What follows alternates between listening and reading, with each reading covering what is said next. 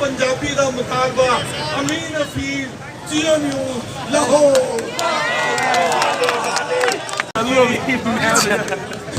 मेरे भाजी की मेहरबानी भाजी लैके आए ने पंजाबी सॉन्ग ने तेरा बधाइयां होंगी तो शुरू नहीं होएगी।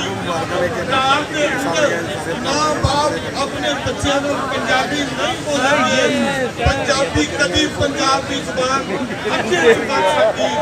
असी पंजाब की जुबान के हक तकरीरां ते करते हैं, लेकिन बच्चे स्कूल दाखिल कराने वक्त उस स्कूल का इंतखाब करते हैं जिथे उर्दू पढ़ाई जाती है, जिथे अंग्रेजी पढ़ाई जाती है। सानू पंजाबी दे वधाउण वास्ते जरूरी है कि असी अपने बच्चों को चाहे अंग्रेजी स्कूलों ही दाखिल कराइए, चाहे उर्दू स्कूलों ही दाखिल कराइए। कदी आंदी वीडियो पा देनी ते चलता चलता होई नहीं भाई वीडियो इस तरह पंजाबी बोलिए जिवें सराइती बंदा सराइती जुबान अपने बच्चों को बोलता है।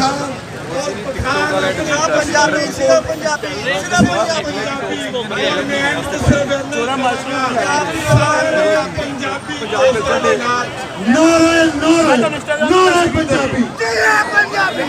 पंजाब दी वंड पंजाब दी वंड